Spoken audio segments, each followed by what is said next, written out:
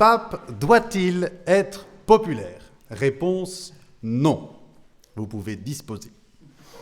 Mais tout dépend du sens du mot populaire.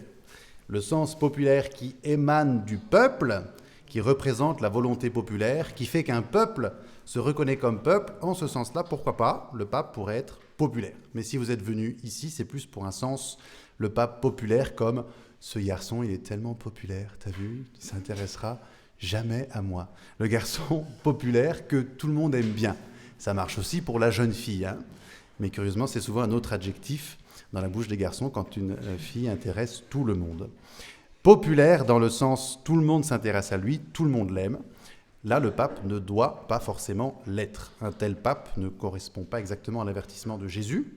Vous serez détestés des peuples à cause de moi. On vous chassera des synagogues. Un pape qui voudrait être populaire en ce sens-là, c'est un pape qui dirait toujours et en toute situation ce que les gens attendent, ce qu'ils veulent entendre. C'est un pape qui ressemblerait un peu à ces hommes politiques qui savent très très bien s'adapter au cadre où ils sont pour dire exactement, dans ces cadres-là, ce qui convient pour que l'auditoire soit content. De tels hommes ou de telles femmes, nous le savons, peuvent monter très haut dans les gouvernements.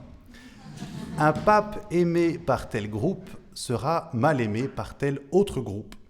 Mieux, un vrai pape, un bon pape, sera en principe aimé pour tel aspect de son pontificat et mal aimé pour tel autre aspect de son pontificat par les mêmes gens qui ne seront pas à fond pour tel pape ou à fond pour tel autre pape, mais seront nécessairement dérangés par tel ou tel aspect de la doctrine de tel ou tel pape. Et c'est normal. Parce qu'en principe, ça c'est fidèle à l'enseignement de Jésus, l'évangile n'est jamais lisse et complètement lisse pour tout le monde. L'évangile, forcément, est là pour nous rappeler, nous ramener à quelque chose d'exigeant, quelque chose qui nous déplace un petit peu. Donc le pape qui passe et qui est lisse et qui plaît à tout le monde, je ne suis pas sûr que ce soit le pape le plus fidèle à l'évangile. Je vous propose aujourd'hui donc de faire un petit état des lieux de quelques-uns de nos derniers papes, pour finir particulièrement sur le pape que nous avons sur l'affiche de ce jour. Puisque, même si ce n'est pas moi qui ai prévu la mort du pape Benoît, je dois bien remarquer que le contexte est assez intéressant. Bienvenue Louis-Marie. Le contexte est intéressant dans le sens où, vous avez peut-être vu sur les réseaux sociaux, certains groupes, certaines communautés de personnes qui émettent des textes, des panégyriques, des messages de soutien, de prière, très beaux, très longs, et qui ont un succès grand. Et c'est beau de voir des gens qui prient pour Benoît XVI. Mais je ne peux m'empêcher de penser, si l'affluence des messages de sympathie, de soutien, de regret, est uniquement portée par l'amour du pape défunt, ou traduit-elle peut-être une certaine forme de regret. L'affluence de likes autour des images sur le cercueil de Benoît XVI émane-t-elle uniquement de l'amour de celui qui était le pape avant, ou est-elle aussi peut-être manifestée, motivée par une certaine gêne ou désaffection de celui qui est le pape maintenant? Je pose la question. Et je ne pense pas qu'elle soit absurde, parce que c'est toujours gênant de dire du mal du pape, mais c'est plus facile quand on n'est pas très à l'aise avec tel ou tel pape, d'encenser très très très fort tel autre pape. Le pape François est très populaire, le pape Benoît était très populaire, mais peut-être pas exactement dans les mêmes cercles et auprès des mêmes gens. La vraie question qui est du coup derrière ce topo aussi, c'est si le pape actuel, le pape François, n'est pas toujours aussi populaire qu'était le pape d'avant, est-ce que c'est 100% de sa faute? Ou est-ce qu'il y a aussi quelque chose chez nous qu'il faudra convertir pour changer notre attitude? Ça, ce sera la deuxième partie qui s'inspirera fort largement de l'excellent topo du frère Aymeric Jardin que certains ont déjà eu dans cette salle. La première partie remonte un petit peu plus haut pour voir les moments, enfin quelques moments, où les papes ont choisi de ne pas être populaires du tout. Pape très populaire qui était avant le pape Benoît, c'est évidemment Saint Jean-Paul II. Do not be afraid. N'ayez pas peur. Ouvrez toutes grandes les portes au Christ. Tout le monde était à fond derrière le pape Jean-Paul II. Pontificat très très marqué par un profond engagement social autour de la dignité de l'homme contre le régime soviétique où les gens ont des bottes avec des fermetures éclairs. C'est le même pape qui a pondu 129 conférences de 1979 à 1984 sur le livre de la Genèse, l'homme, la femme, le don, la théologie du corps. Sur l'anthropologie biblique, Jean-Paul II montre que le corps créé à l'image de Dieu a pour vocation première de permettre la communion entre l'homme et la femme. Il donne le versant positif de ce qui sera ensuite la base pour pouvoir soutenir le fait que l'Église ne vous pousse pas des masses sur le chemin de la fornication, la masturbation, l'acte homosexuel, la contraception et plein d'autres choses. Et ça, c'est un des points où Jean-Paul II a été le moins suivi et le moins aimé, de donner de manière systématique, répétée, presque, ça devenait très très très très fréquent dans son enseignement, à quel point la sexualité était en train de perdre sa vocation première, d'être un langage profond de l'amour de l'homme pour la femme et de Dieu pour son Église, et d'être simplement un langage comme les autres pour passer un temps sympathique. Et là, le pape a pris des risques grands de perdre une partie des jeunes, de perdre beaucoup de gens dans l'Église, parce qu'il croyait que c'était vrai. Ce même pape rappelle souvent l'enseignement de l'Église qui concerne la contraception, rappelle souvent l'impossibilité de recourir à la plupart des méthodes qui vous sont aussi proposées, comme vous ne pouvez pas avoir des enfants. Bref, il a pris beaucoup de risques. Dans ma petite vie de petit prêtre, ces questions-là font quand même partie des top 3 ou 4 des grandes difficultés pastorales, où les personnes honnêtes, gentilles, de bonne foi, qui veulent faire bien, se retrouvent vraiment face à leurs limites, quoi. On est deux, on ne peut pas avoir d'enfants, pourquoi est-ce que l'Église m'interdit ça? On est deux, on est des garçons, on s'aime vraiment, pourquoi est-ce que l'Église m'interdit ça? On a déjà 7 enfants, on a vraiment de la peine avec notre tableau Billings, on essaie vraiment de faire bien, pourquoi l'Église nous interdit ça? C'est chaud, hein. Et Jean-Paul II a été très constant. De même pour la question de l'avortement, l'embryon est est un être humain dès la fécondation, a le droit à la dignité de la personne. Tout avortement constitue selon lui un meurtre constituant une atteinte fondamentale aux 10 commandements. Et ça, il l'a répété pas mal aussi. Donc Jean-Paul II, à la fois extrêmement populaire, mais en même temps très régulier sur les sujets et les interventions où les journaux étaient scandalisés par sa rigueur, par son côté arriéré, moralement parlant. Je remonte un peu, nous arrivons à Paul VI. Et c'est lui qui avait commencé cette grande mode en plein dans les années 70, à rappeler peut-être certaines choses. Il y avait des grands moralistes, dont certains éminents moralistes dominicains, qui avaient écrit au pape Paul VI pour lui dire que quand même, sur la question de la pilule ou la question de la contraception, il fallait s'élargir un petit peu. Et beaucoup de gens, d'évêques, pensaient que le pape devait dégager un peu le sujet. Et c'est le pape qui a décidé de prendre le sujet, de dire voilà, ça c'est réservé pour moi, jusqu'à ce qu'il ponde Humanae Vitae. Est-ce que tout le monde ici a lu au moins une fois dans sa vie Humanae Vitae? C'est bien Timothée, le seul garçon honnête de cette salle, qui dit non, je ne l'ai pas lu. Quelqu'un l'a lu? Ouais. Par humilité, je ne vais pas dire son prénom aux gens de YouTube. C'est très bien. Il faut le lire avant de se marier, franchement, c'est très bien. Si on remonte très loin, vous avez en 1531 un pape qui prend un très gros risque lorsqu'il refuse d'annuler, de reconnaître la nullité du mariage d'Henri VIII pour une personne, pour une règle de l'Église. Il va perdre toute l'Église d'Angleterre, qui aujourd'hui représente quand même 110 millions de croyants. Autre sujet sensible de Paul VI, la liturgie. Il y aura une conférence sur ce sujet à la fin de l'année. Vatican II, la fin de la liturgie, point d'interrogation. Paul VI a été extrêmement vigoureux pour essayer vraiment de mettre en œuvre la volonté du Concile sur la liturgie. On en parlera plus longuement une autre fois. Mais il a pris de grands risques, il s'est mis beaucoup de gens en face de lui. Nous savons bien en France comment la chose a pu être douloureuse. Avec tous ces exemples, nous voyons combien il serait plus simple pour ces papes de simplement mettre certains sujets sous le tapis. Ça ne veut pas forcément dire aller contre ce que les papes d'avant ont dit, mais ce serait très très facile de simplement pas en parler. Pour rester populaire, pour rester audible, prendre certains sujets, de pas du tout en parler.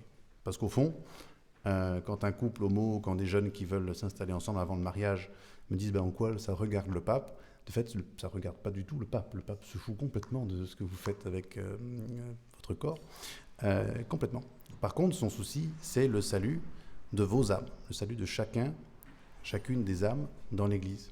Et s'il croit vraiment que certains actes ne sont pas bons pour notre âme, alors il revient à marteler des choses qui ne sont pas agréables à entendre.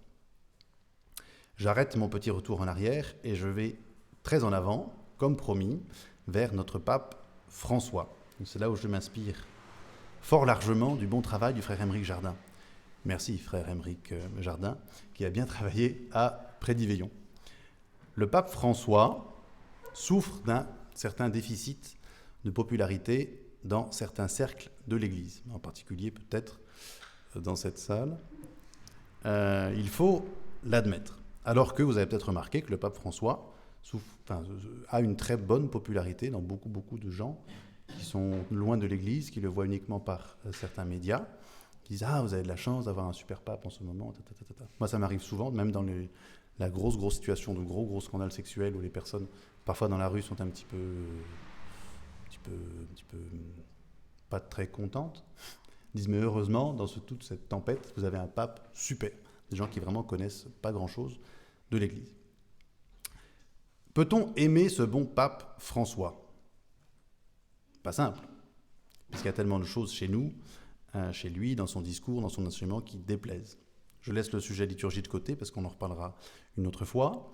Un des grands sujets difficiles qui a beaucoup fait parler, c'est le sujet des migrants, ou quand même, est-ce que ce que dit le pape François sur les migrants peut s'entendre, on n'est pas parfaitement d'accord avec lui, et si on est catholique, est-ce qu'on peut vraiment dire ça ? Un certain nombre de catholiques français semblent vraiment n'a pas apprécié non seulement ce discours ou cette doctrine, mais du coup la personne qui le dit, en ne reconnaissant pas forcément son autorité. Ça n'est pas très anodin. C'est même un certain choc quand ça passe d'une gêne personnelle sur tel ou tel enseignement à toute une soirée où on va juste taper sur tout ce qu'a dit le pape en une semaine pour montrer à quel point le pape d'avant était mieux ou le pape d'après sera mieux, et on attend que ça change et tout ira bien. J'ai entendu il n'y a pas si longtemps la phrase suivante, mais de toute façon, tant que l'Église ne sera pas sortie de son progressisme effréné, on ne pourra rien faire et la foi ne grandira pas, ni en France, ni en Europe, ni dans le monde. Bref, c'est assez fréquent. Du coup, trois questions. Pourquoi n'aime-t-on pas le pape François ? Qu'est-ce qui, en nous, résiste au fait de le suivre simplement comme on suivait facilement le pape Jean-Paul II, le pape Benoît ? Pourquoi c'est assez grave qu'il en soit ainsi ? Et comment faire pour se donner quelques tuyaux, quelques tips pour aimer plus facilement le pape François ? Pourquoi on ne l'aime pas ? Pourquoi c'est grave ? Comment on peut faire pour l'aimer mieux ?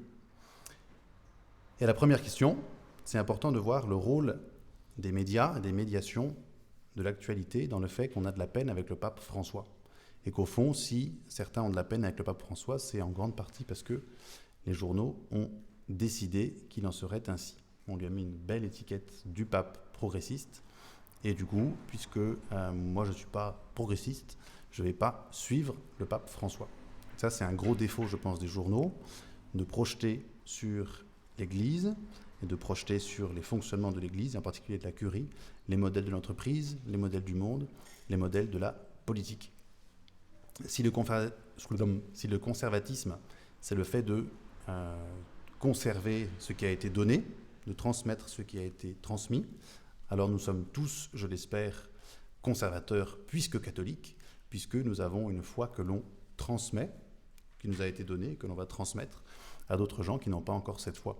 En ce sens-là, oui, conservateur est un mot qui vient bien à la foi catholique. Mais de même, si le progressisme, c'est de prendre soin des pauvres, des miséreux, de ceux qui n'ont rien, de se faire tout à tous, c'est de vouloir que les petits puissent avoir ce qu'il leur manque, alors oui, nous sommes aussi tous, ici, je l'espère, progressistes, en tant que nous voulons vraiment un équilibre social, le fait que chacun puisse manger à sa faim et que l'amour du prochain soit la règle qui dicte les sociétés. Et donc ce prisme de conservateur progressiste tel qu'il est compris par les politiques ne marche pas sur l'Église, qui est essentiellement conservatrice et essentiellement progressiste, je le crois.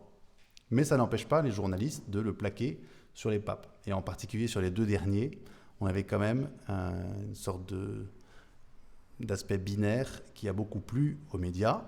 Le pape Benoît, allemand, est très conservateur, et le pape latino-américain, très progressiste. Et à partir des moments où les médias ont décidé de mettre cette bipolarité entre ces deux papes, bah forcément, tout ce qu'ils disent, tout ce qu'ils font, tous leurs écrits, tous leurs encycliques vont être un petit peu relus à travers ces deux prismes-là.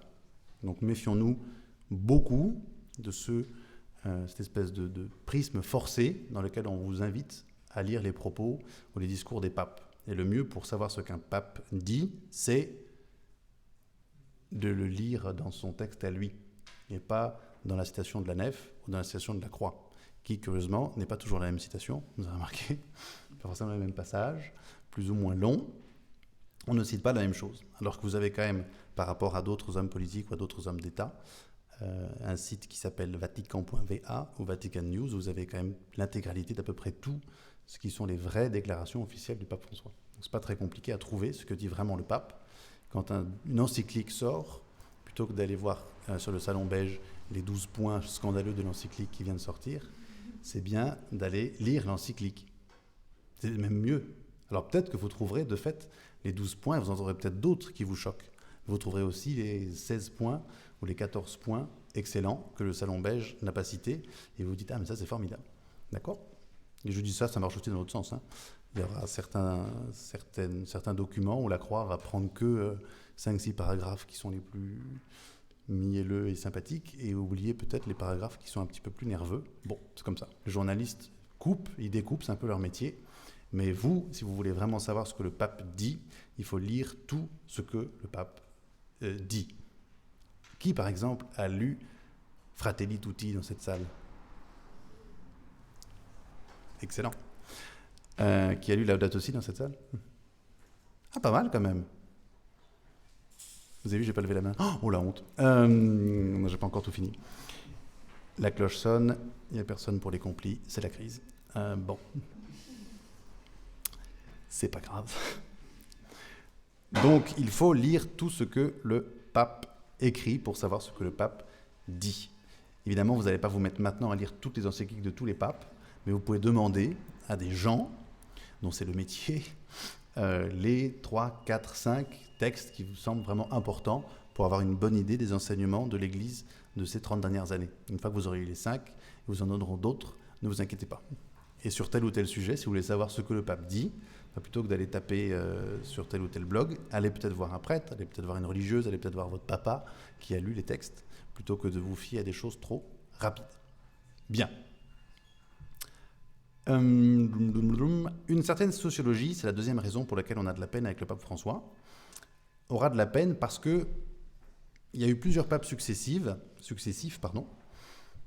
pour qui une certaine frange classique du catholicisme étaient les bons chrétiens. Nous étions, je me mets dedans, vous avez remarqué, nous étions les bons chrétiens du pape Benoît, les bons chrétiens du pape Jean-Paul II, les bons chrétiens du pape... les bons chrétiens face au monde qui nous tapait dessus. Il était assez gratifiant de se sentir soutenu par un pape dans un certain combat contre le monde qui essayait de nous détourner de l'Évangile, et en particulier sur les questions morales. Il y avait quelque chose de bon d'être vraiment soutenu dans une attitude un petit peu combative. Et c'est sans doute ce qui a permis à l'Église de France d'avoir un certain regain de vitalité après le printemps de l'Église, comme dit le frère Pavel, des années 70. Ces catholiques-là ont eu l'habitude d'être les vrais cathos, ceux qui n'avaient rien à se reprocher, ceux par qui l'Église se relèverait un jour, ceux qui ont défilé pour l'école libre comme pour la manif pour tous, ceux qui défilent pour la vie, pour la famille, pour le mariage. Bref, ceux-là, qui sont les catholiques modèles, ont certains angles morts dans leur doctrine, dans leurs valeurs, dans leurs croyances, Et le pape François, assez rapidement, est allé taper dans ces angles morts-là. Plutôt que de se dire, tiens, on n'est pas si parfait que cela, le pape nous montre que sur tel ou tel point, on n'est peut-être pas aussi en ligne avec l'évangile qu'on pensait. Plutôt que de faire ça, ces milieux-là, auxquels nous appartenons souvent, se sont plutôt dit, mais dis donc, ce pape, il n'est pas si formidable, il ne nous soutient pas comme on nous a toujours soutenus, et on va peut-être attendre le pape suivant qui, lui, sera plus sympa avec nous. Et c'est dommage de ne pas accepter un pape qui brosse pas autant dans le sens du poil une certaine sociologie catholique, alors qu'il dit certaines choses qui sont vraiment l'esprit de l'évangile, par rapport auxquelles certaines options de tel ou tel groupe va contre l'esprit de l'évangile. Prenons par exemple, je sens l'ambiance qui chauffe dans cette salle, la question des migrants. Ce que dit au fond le pape François, c'est que simplement un chrétien ne peut pas fermer les yeux face à un homme qui souffre et à un homme qui meurt. Et ce n'est pas très choquant de la part du vicaire du Christ de dire cela.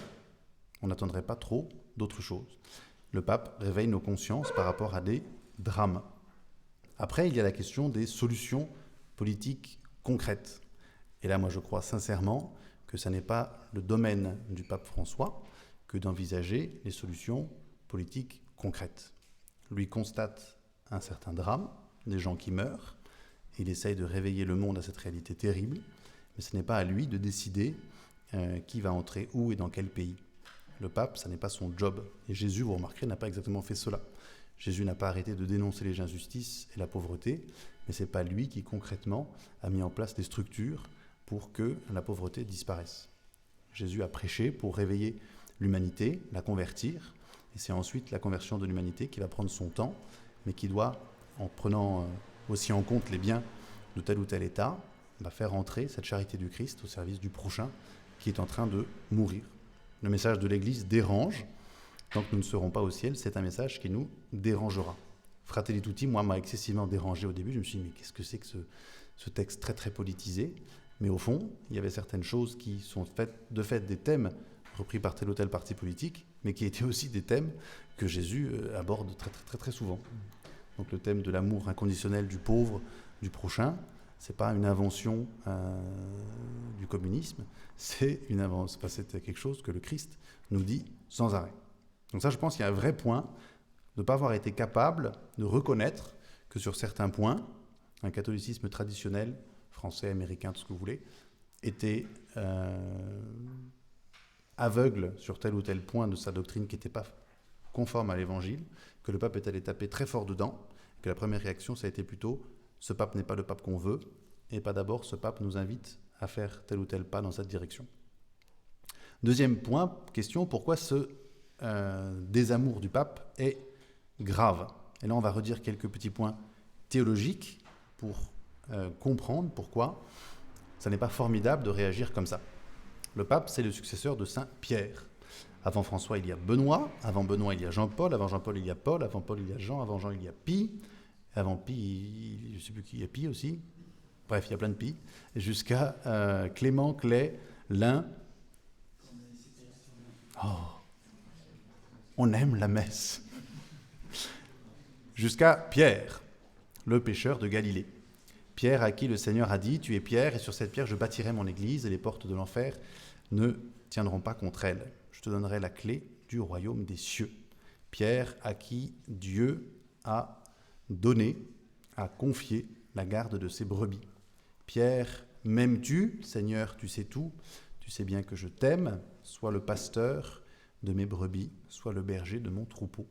Saint Pierre et ses successeurs ont reçu du Christ en personne la charge d'être les bergers du troupeau du Christ. Commencer à prendre conscience de cela, c'est prendre toujours plus conscience du respect que nous devons au Saint-Père. Et là, je vais revenir sur mon premier sens du mot populaire, plusieurs fois. Populaire comme qui marque l'esprit d'un peuple, qui est ce qui unit le peuple. Le pape est garant de l'unité du christianisme. Il est garant de l'unité de la foi. Nous sommes catholiques romains, puisque nous sommes de l'Église fondée sur le sang des martyrs de Pierre et Paul. Nous sommes catholiques uniquement parce que Pierre, soutenu par la grâce de l'Esprit Saint, maintient depuis 2000 ans par ses successeurs l'unité de la foi. C'est ici qu'on voit deux choses. D'abord, à quel point c'est injuste de ne pas aimer le pape, et aussi à quel point c'est dangereux de critiquer ouvertement le pape. Nous ne pouvons pas, je crois, être des témoins publics de la dissolution interne du corps mystique du Christ qu'est l'Église, du peuple de Dieu qu'est l'Église. Critiquer ouvertement le pape, c'est finalement montrer qu'il n'y a pas d'unité dans ce corps que nous disons former ensemble. Et quand vous avez des musulmans, des protestants, des anglicans qui entendent les catholiques daubés contre le pape François, vous avez des personnes pour qui ce n'est pas du tout lisible de voir que ces catholiques se sentent unis entre eux sous la tête du vicaire du Christ qui en marque l'unité. C'est pourtant une des choses très précieuses que nous avons, je pense, comme catholiques, d'avoir une tête qui marque l'unité et permet d'avoir une doctrine unifiée. C'est beaucoup plus compliqué sur beaucoup de sujets de savoir qu'est-ce que pense l'islam sur tel ou tel sujet. Il faut aller dans l'école de telle personne, puis dans tel machin, puis tel courant. Pareil pour les juifs, pareil pour les protestants. C'est quand vous voulez creuser un petit peu la doctrine, je sais pas moi, de la justification chez telle ou telle ramification, même simplement des luthériens, ça va être chaud, quoi, parce que vous avez beaucoup d'écoles différentes. Pour nous, c'est facile, vous allez sur vatican.va, magistère, tac, pif, pif, tous les documents sont là, vous achetez le catéchisme, vous avez toute la doctrine, tout catholique est censé pouvoir dire, je dis bien censé pouvoir dire, ça c'est dedans, j'y crois parce que je suis catholique. C'est une certaine unification qui est magnifique. Ça peut faire un peu peur parfois, mais je trouve ça assez sublime de voir que le Christ met des gens en place pour tenir un certain dépôt transmis de génération en génération. L'Église et le pape sont solidaires. C'est un peu trop facile de se dire oui, moi je suis catholique, je suis dans l'Église, mais simplement pas avec ce pape-là, j'attends le suivant. Le pape est vraiment le vicaire du Christ sur la terre, et on ne peut pas simplement aimer l'Église et critiquer le pape. Et en cela, le pape doit être populaire, le pape d'un peuple, et ce peuple de Dieu, c'est l'Église. Le pape d'un peuple, c'est joli ça, tient. Pape d'un peuple. Que faire si on a un mauvais pape ? C'est quelque chose qui est arrivé dans l'histoire, et ça n'est pas, je crois, une question qui nous concerne directement. Le pape François n'est pas marié, il n'a pas d'enfants, il ne viole pas des gens ouvertement dans le Vatican, comme il y a pu avoir dans l'histoire de la Sainte Église romaine. Il y a des exemples de papes véritablement scandaleux. Et même dans ces périodes-là, vous n'avez pas beaucoup de saints catholiques qui se sont mis en dessus d'une colline pour dire « arrêtez de croire au pape, il est un homme mauvais et païen, et faites autrement ». Les gens qui ont fait ça ont ensuite quitté l'Église et ont créé des communautés qui marchent parfois aujourd'hui encore très bien et d'autres qui marchent moins bien. Mais le schismatique n'est pas catholique. Le schismatique est contre le pape et en s'éloignant du pape et de la personne du pape, publiquement, en essayant de détourner les personnes du pape parce que le pape est mauvais, il entraîne les gens avec lui et hors de l'Église. Alors que le catholique, on a plusieurs exemples aussi dans l'histoire, qui s'oppose au pape de manière catholique, c'est-à-dire de manière plutôt personnelle, dans la confiance filiale qu'il a envers le Saint-Père, lui peut rester dans l'Église et lui peut devenir un saint. Un saint François réagit magnifiquement aux excès de l'Église de son temps par le témoignage personnel de sa vie. Un saint Dominique le fait par le témoignage personnel de sa vie, plus en prêchant un petit peu de manière véhémente. Une sainte Catherine de Sienne va écrire personnellement au pape des lettres vigoureuses, fortes, pour lui montrer à quel point elle n'est pas d'accord avec lui ou qu'il doit absolument revenir à Rome. Donc si vous avez un propos du pape qui vous scandalise, le mieux c'est d'aller le voir. C'est de lui écrire. C'est comme ça qu'a fait saint Paul. Saint Paul n'est pas d'accord avec saint Pierre dans la Bible pour la question de la circoncision des païens. Et plutôt que de dire dans ses lettres, voilà, on n'était pas d'accord avec Saint-Pierre, du coup j'ai embarqué les gens qui étaient avec moi, on est parti, quoi. Il dit, je suis allé voir Saint-Pierre et je lui ai dit ouvertement qu'il ne devait pas faire ça. Je lui ai dit à lui et il a changé d'avis. Ça ne veut pas dire que Paul est plus fort que Pierre, mais que Paul, comme fidèle, Enfin, il ne faut pas forcément imaginer Pierre avec sa tiare en dessus de son trône, on n'est pas non plus dans le Vatican du 1er siècle. Hein. Mais quand même, on voit cette primauté de Pierre, et Paul qui vient dire à Pierre, là tu te trompes, il faut que tu fasses autrement. Et Pierre qui dit oui, je vais faire autrement. Et tout se passe bien.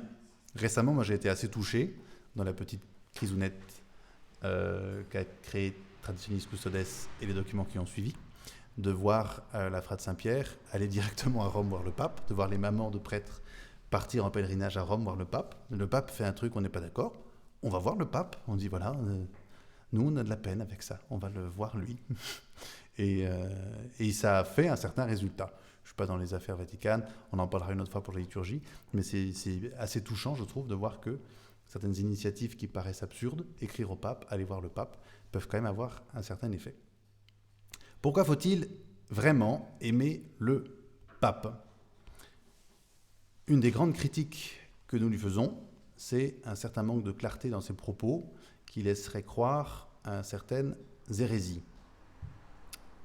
Mais au fond, si on fait un tout petit peu la part des choses et qu'on regarde l'intégralité de la prédication du pape François, tout ce qu'il dit, tout ce qu'il évoque dans les sujets de ses homélies, de ses prédications, de ses catéchèses, il y a quand même très beaucoup de choses qui sont exactement le contenu de la foi et le contenu du credo.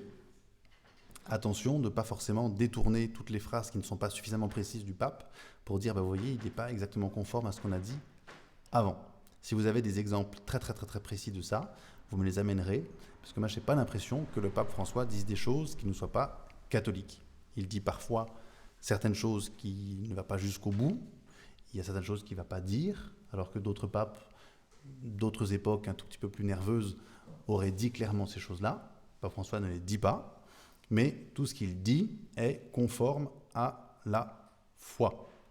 Et je pense qu'il faut d'abord se dire, quand on ne comprend pas quelque chose du pape, que le problème ne vient pas forcément du contenu du texte, que le problème vient peut-être de ma petite tête, qui a de la peine à comprendre vraiment ce que le pape veut dire, ce que le pape dit vraiment dans le texte qu'il me donne.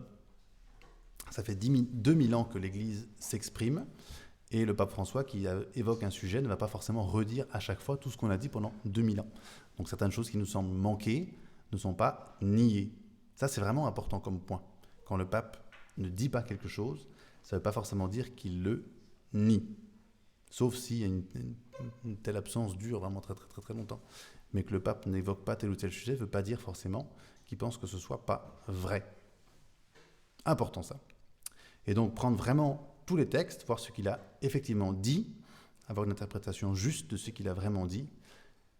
Une fois qu'on a fait ce travail-là, de prendre vraiment les textes, peut-être que sur tel ou tel point de détail, on n'est pas d'accord avec le pape François. Très bien. Et bien, parfait. Sur tel ou tel point léger ou mineur, on peut exactement avoir un désaccord sur tel ou tel sujet avec le pape. Il n'y a aucun problème avec cela. Si un jour vous devenez diacre ou prêtre, vous avez quand même un serment de fidélité à faire qui, moi, m'a coûté beaucoup, où vous avez une histoire de soumission de la volonté et de l'intelligence, pas uniquement aux encycliques, mais même assez bas dans l'échelle de ce que le pape peut penser. Pas facile, mais c'est aussi ça, l'unité du corps mystique du Christ, que d'essayer d'être vraiment de tout son cœur uni avec ce que pense le Saint-Père et ce qu'il exprime. Si on regarde l'immensité des choses avec lesquelles vous êtes d'accord avec le pape François, c'est très rassurant.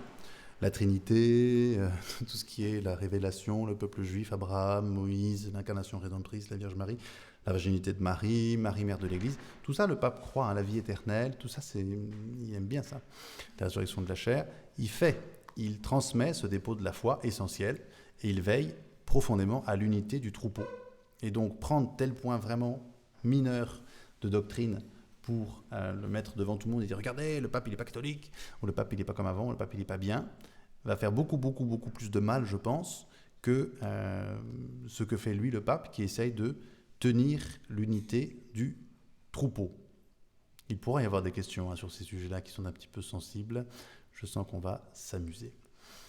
Le pape doit-il être populaire ? Je repose la question.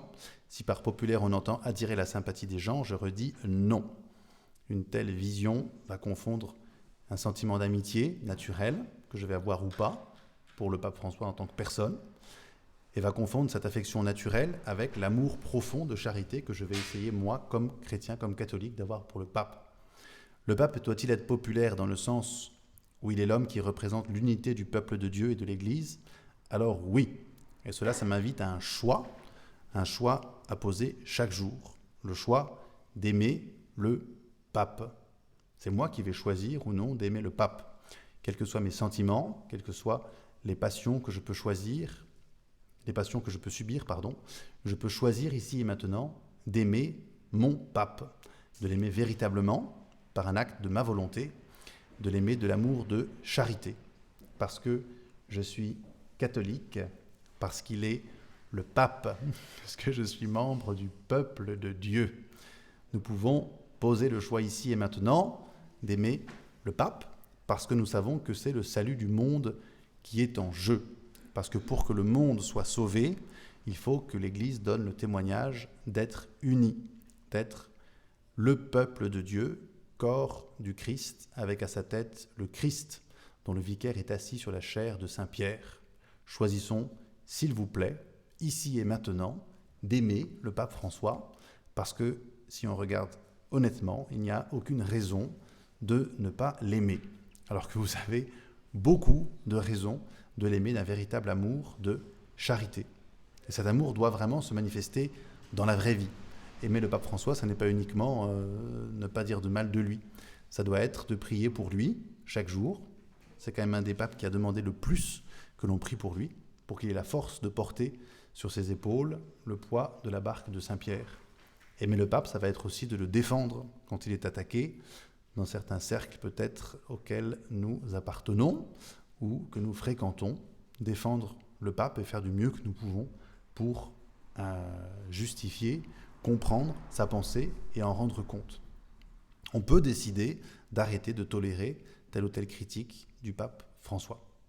Enfin, on peut exprimer son amour envers le pape en se rendant aux Journées mondiales de la jeunesse avec le dominicain de la province de Toulouse, l'association Prédication, qui vous emmène à Lisbonne. Et en cela, vous pourrez entourer le pape François, faire un véritable acte de religion en montrant l'unité du corps du Christ uni autour de son Saint-Père. Vous serez alors un membre visible du peuple de Dieu. Et là, vous aurez devant vous le pape populaire, non pas qui fait du populisme, mais qui est le chef du peuple, qui unit le peuple. Et en allant à Lisbonne, vous montrerez que la jeunesse catholique française l'aime, qu'elle est derrière lui, et vous montrerez au monde entier que l'Église catholique, corps du Christ, temple de l'Esprit, peuple de Dieu, est unie derrière son pasteur, chef de son peuple. Amen. Ça y est, j'ai fini.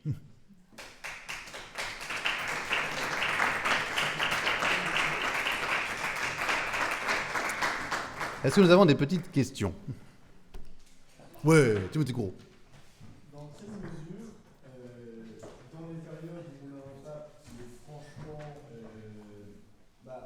mauvais, comme vous l'avez décrit, les papes suivants peuvent essayer de réparer un peu tout le bazar qu'il a mis, et notamment d'un point de vue de la question de l'infaillibilité papale. C'est ça qui est fort intéressant. Dans les papes mauvais que j'ai pu décrire, ils n'ont pas tellement mis de bazar dans la doctrine.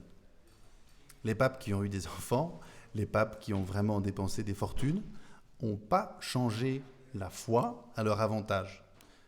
Un Borgia aurait pu tout à fait changer vraiment la foi pour dire à partir de maintenant, pour aller au ciel, il faut verser chaque année tant au souverain pontife. Il ne l'a pas fait. On aurait pu changer certaines doctrines sur le purgatoire, certaines doctrines sur le ciel, pour assurer vraiment l'opulence de la famille du pape. Ils ne l'ont pas fait. Donc quand tu regardes la foi, les papes mauvais, les papes pécheurs, n'ont pas changé le contenu de la foi. Il n'y a pas de pape qui ait dû rattraper le coup. Voilà, le pape il s'est quand même gouré, il a dit ça alors qu'on va changer. Donc il n'y a pas d'exemple de pape qui aurait vraiment détourné ou la foi ou la morale à son avantage. Un protestant dans la salle me dirait quand même, frère, les indulgences, tout ça, pour construire la basilique Saint-Pierre de Rome. Bon, oui, il y a eu de fait une façon de prêcher les indulgences, en particulier par des dominicains célèbres. Vous connaissez tous la petite citation de Hermann Tetzel.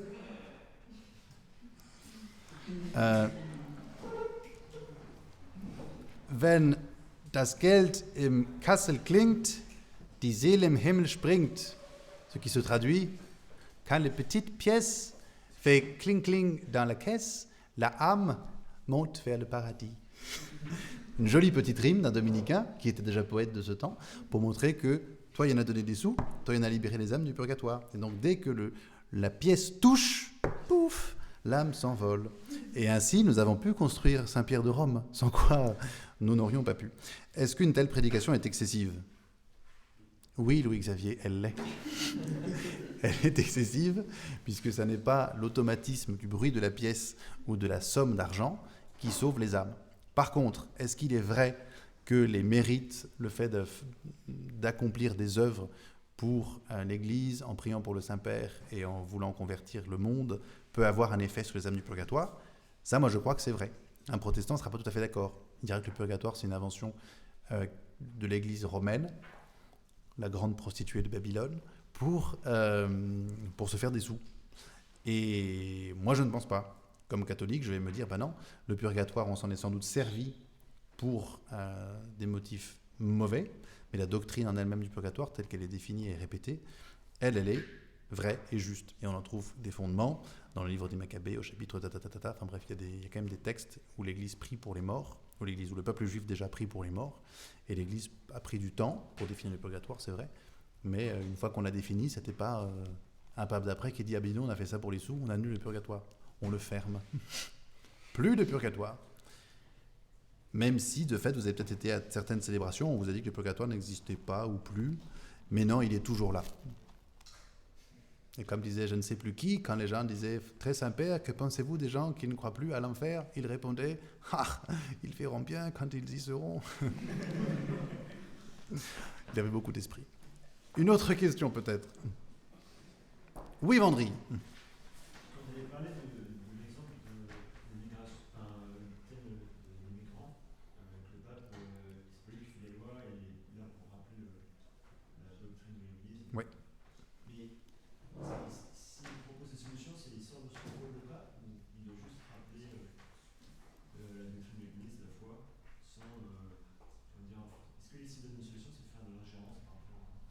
Moi, je pense qu'il sort un peu de son rôle de pape, oui. S'il se met vraiment de haut de sa chair avec son chapeau et il dit le président de la France devrait, après-demain, prendre telle ou telle décision, je pense que c'est vraiment pas son travail.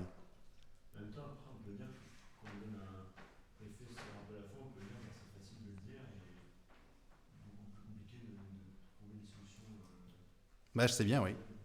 Mais si ça se passe dans l'autre sens, imaginons que un jour, peut-être converti par l'immensité théologique de son prénom, Emmanuel Macron se dit je veux être le président où Dieu est avec nous.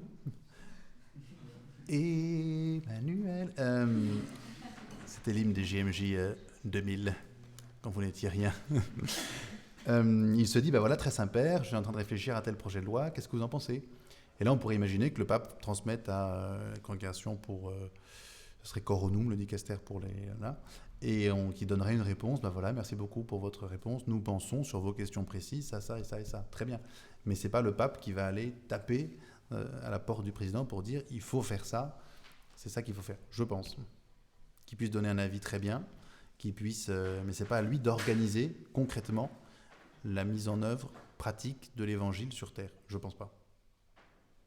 On y a cru longtemps. Hein. Ce que je viens de dire, c'est une phrase que vous n'entendrez pas exactement de la même façon dans un topo au pèlerinage de Chartres, c'est sûr. Mais saint Thomas lui-même, qui existait avant le pèlerinage de Chartres, distingue le glaive temporel et le glaive spirituel et dit que c'est une bonne chose que le roi, ou que celui qui gouverne, ne soit pas directement le religieux ou le clerc ou le pape, pour qu'il y ait une bonne distinction de ce qui est César et de ce qui est Dieu, comme dit Jésus. Oui. D'autres questions ? Oui, Mathilde. Vous avez dit, vous parlez de critiquer ouvertement le pape. Mais qu'est-ce que c'est que critiquer ouvertement le pape ? Parce qu'en fait, finalement, il ne faut pas du tout le critiquer, ce que je comprends. Il faut éviter au maximum de critiquer à voix haute. Mais ce que j'ai du mal à comprendre, c'est objectivement, même si, en fait, par exemple, même si c'est votre mère, mais que c'est une mère maltraitante, c'est une mère maltraitante, tout comme même si c'est un prêtre, mais qui commet des actes mauvais, c'est un prêtre qui commet des actes mauvais. Donc, la critique à voix haute, ça permet aussi justement, de poser ces questions et de pouvoir ou les résoudre, ou de partager des interrogations et des incompréhensions. En fait, personnellement, moi je critique le pape à certains égards, mais c'est une situation qui est extrêmement mal à l'aise. Et le fait de le verbaliser, c'est aussi une manière d'essayer de mettre des mots sur les interrogations, et j'ose espérer pouvoir obtenir des réponses quand je le critique. Ouais, après ça dépendra, je pense, du sujet et aussi du public. Par exemple, si moi je vais voir mon père spirituel pour lui demander, voilà, je suis vraiment pas à l'aise avec tel texte du pape François, je pense que ça, c'est pas conforme à tel document, j'ai de la peine à le comprendre. Et là, on va discuter ensemble, il va essayer peut-être de m'aider, de m'envoyer vers tel ou tel bouquin. Là, j'ai de fait critiqué le pape, mais c'était aussi dans une optique de progression personnelle. Alors que si je viens ici, devant vous, et je dis, bah voilà, je viens de lire telle encyclique, c'est absolument n'importe quoi, il faut absolument qu'on s'organise, qu'on fasse front, et qu'on crée une société de résistance à tel ou tel truc de doctrine du pape François, qui n'a aucun sens. Et on va retrouver la vraie doctrine de toujours, du pape machin et du pape bidule, et on va créer, je sais pas moi, des activités qui iront... tu sais ce que je veux dire ? On va essayer de vraiment... Votre argument, vous avez quand même cité un certain nombre de saints qui, à un moment donné, sont montés au créneau et qui ont dit ça, c'est pas possible au pape. Ouais, ils sont allés voir le pape. C'est ça que j'essayais de dire. C'est pas très utile de tourner les gens contre le pape, c'est très utile d'aller voir le pape. Je suis pas sûr que ce soit bon de tourner les gens contre le pape. Vous avez les articles des tribunes dans le Figaro de gens qui se disent catholiques et qui écrivent pour imposer des réformes au Vatican sans faire confiance à la façon dont marche l'institution, en ayant plutôt remonté vers le pape, dire des choses au pape. Je suis pas sûr que ce soit des bonnes choses, moi. D'essayer de forcer par l'extérieur le pape, par la pression médiatique, par la pression politique ou par quoi que ce soit. Après, si le pape est absolument sourd à toutes les sollicitations qui viennent du bas, là, c'est pas bon. Mais le synode sur la synodalité nous montre, je crois, en tout cas dans le projet, une idée d'essayer quand même d'écouter ce qui vient de la base. Donc écrivons au pape. Après, on pourrait peut-être discuter en privé autour d'un petit bout de truc sur quel sujet les critiques sont là, et pour voir en particulier si c'est vraiment des points précis où le pape vous semble être dans le pâté, ou si c'est sur des choses plus graves. Sauf si vous voulez en parler maintenant, moi je suis très chaud, mais... C'est sûr. Très. Mais peut-être... C'est pas tellement sur des textes et sur des écrits, j'ai pas assez de connaissances là-dessus Ouais. pour pouvoir me permettre de remettre en question les écrits, mais c'est plus sur des actes que je comprends pas que le pape pose. Ouais. C'est assez vague hein, pour moi là du coup, mais on en parlera peut-être plus précis après. Est-ce qu'il y a une ultime ou une pénultime question ? Louis. Vous avez dit tout à l'heure que le pape doit être populaire, dans le sens où il doit être représentatif de l'unité de l'Église, où il veillait à s'inscrire dans la continuité de ses prédécesseurs. J'ai pas exactement dit ça la deuxième partie, mais je suis assez d'accord. Comment comprendre dans ce cas, lorsque le pape, en dehors du fait qu'on puisse ne pas le comprendre parce qu'il ne s'adresse pas d'habitude à nous de cette manière, ou que ses points de vue sont différents des nôtres, initialement.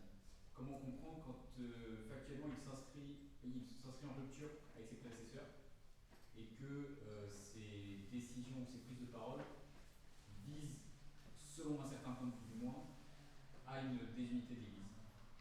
C'est beau.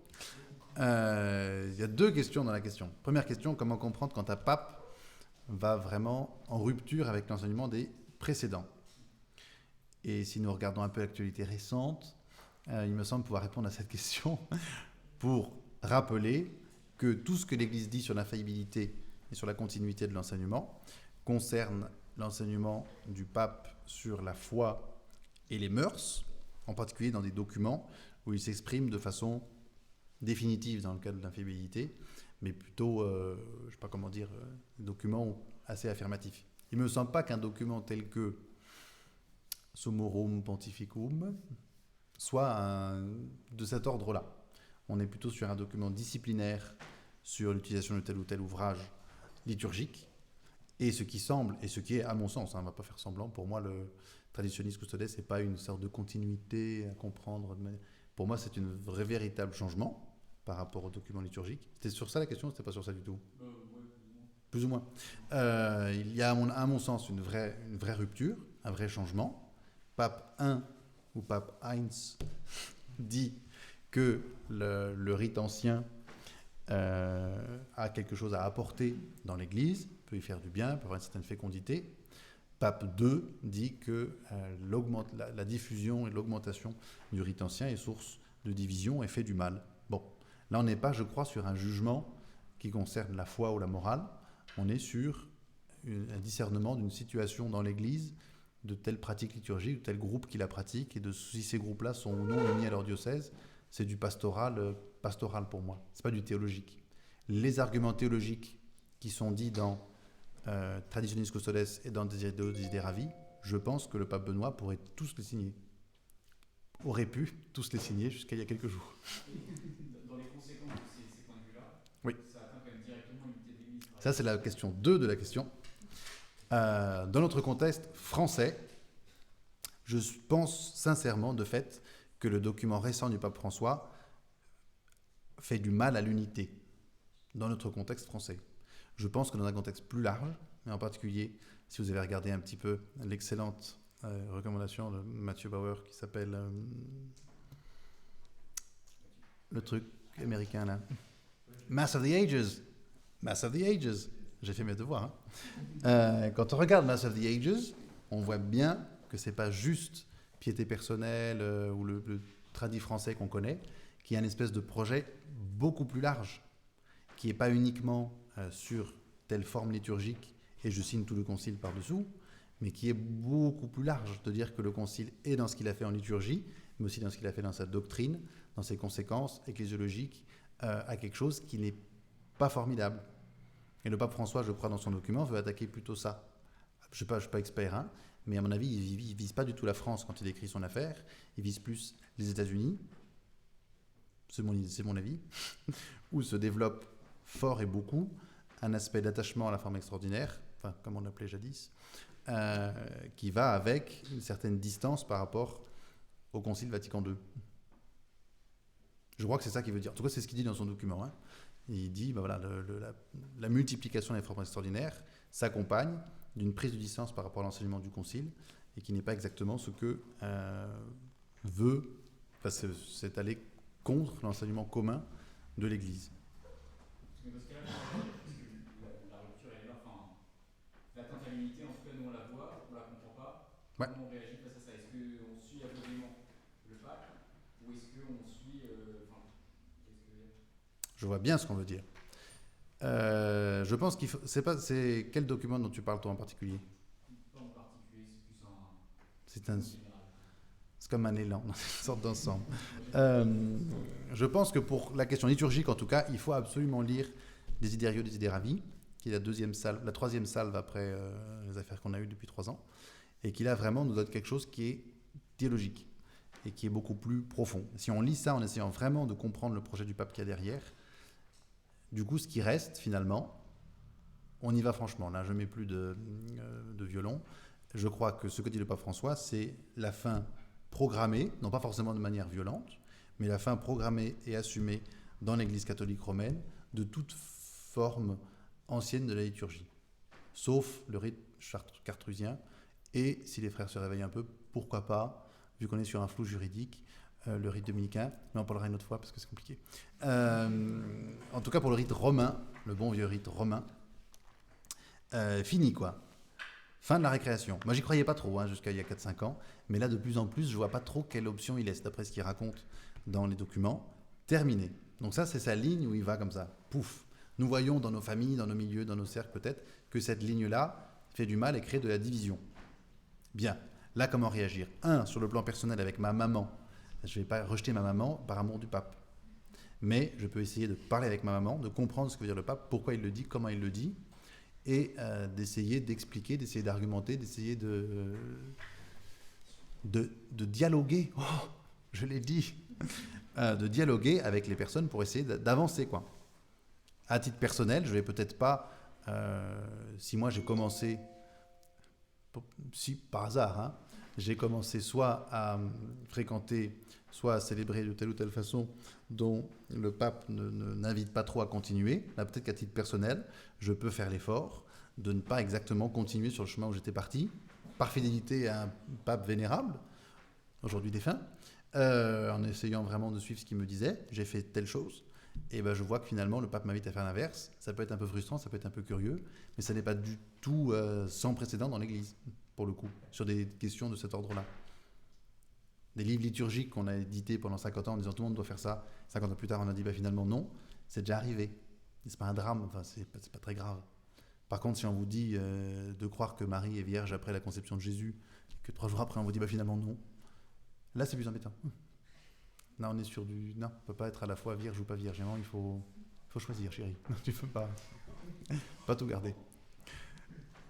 Non mais bref, pas chérie la Vierge, chérie le pape, enfin. Bien, d'autres questions?